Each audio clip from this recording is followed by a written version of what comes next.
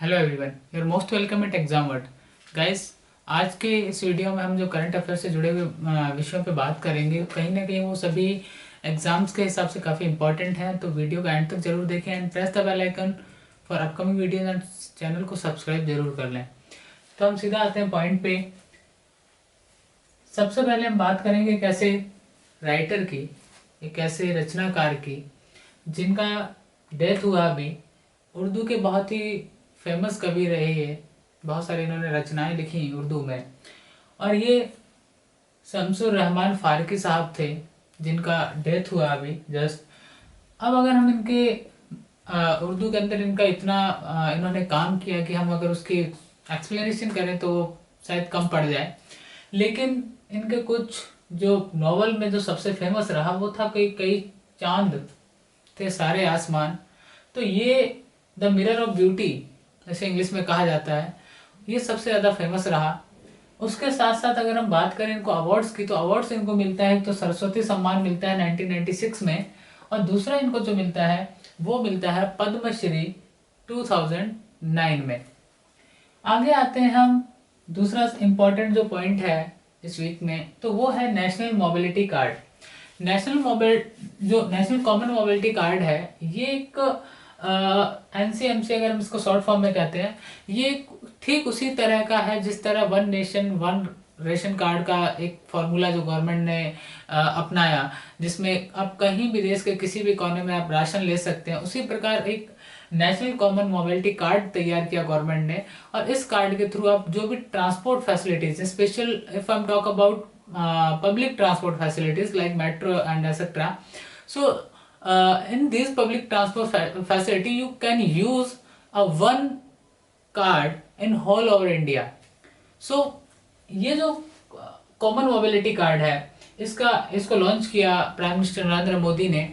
And in that time सबसे, अभी दिल्ली में बात करें हम, तो ये दिल्ली मेट्रो के केवल और केवल जो आपका एयरपोर्ट एक्सप्रेस है उस लाइन पे अवेलेबल है अभी। फाइनली जो पूरा का पूरा दिल्ली मेट्रो है उसमें इसे आने में 2022 तक ही अवेलेबल हो पाएगा।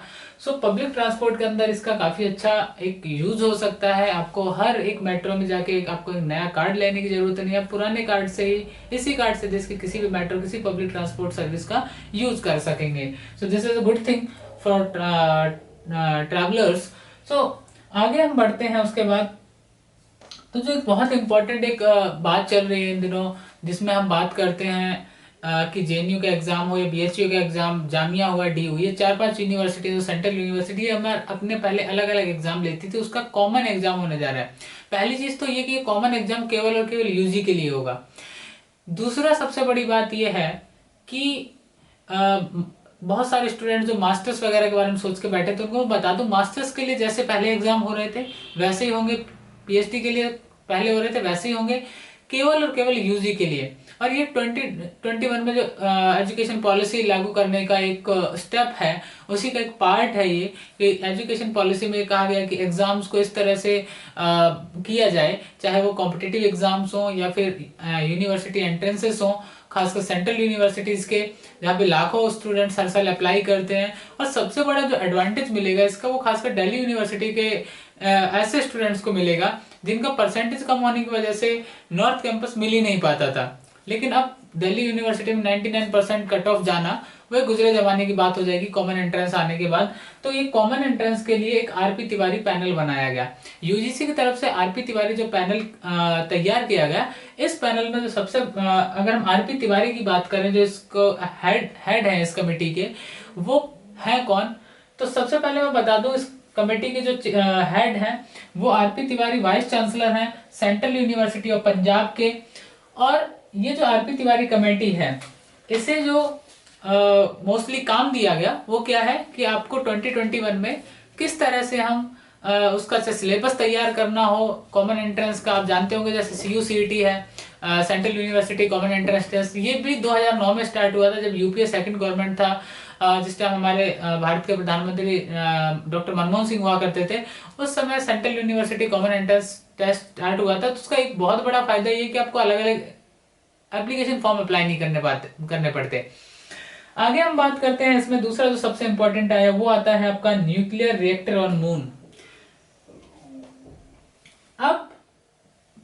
तक सुना था कि धरती पे तो रिएक्टर्स लग रहे थे, लेकिन यूएस ने प्लान किया है कि वो 2026 में जाके मून पे पहला न्यूक्लियर रिएक्टर लगाने का प्लान कर रहा है। अभी ये नहीं कह सकते कितना सक्सेस होगा इसमें, ये टाइम पे डिपेंड करेगा। लेकिन अगर हम कहें कि जो वहाँ का व्हाइट हाउस है वहाँ पे इस चीज़ का पूरा प्रपोजल तैयार हो चुका है, बाकी स्पेस से जुड़ी हुई जो भी एजेंसीज हैं वो पूरा इसमें काम कर रही हैं। तो उसने एक प्लान रखा है कि एंड ऑफ 2026 2026 के अंत तक वहां पे ये अपना न्यूक्लियर जो रिएक्टर है वो ओपन कर देगा। आगे हम सबसे लास्ट में आते हैं आज के वीडियो में, तो वो हमारे पास है डिजिटल ओशियन। डिजिटल ओशियन आपके मन में सुनते ही आ रहा होगा कि भाई कोई डिजिटल ओशियन भी हो सकता है क्या? Actually it's not a digital ocean.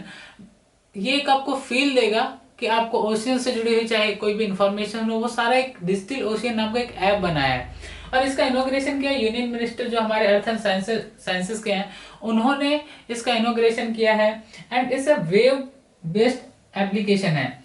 ये क्या करेगा, इसका फायदा क्या होगा कि आपको चाहे ओशियन से जुड़ी हुई कोई भी चीजें हो, चाहे मैरीटाइम जो मैरीटाइम है उससे जुड़ी हुई चीजें जो भी हैं, मैरीटाइम इंस्टीट्यूशंस हैं, चाहे वहाँ की संपदाएं हैं, उनके बारे में पूरी इंफॉर्मेशन आप तक मिलेगी इस वेब एप्लीकेशन के थ्रू।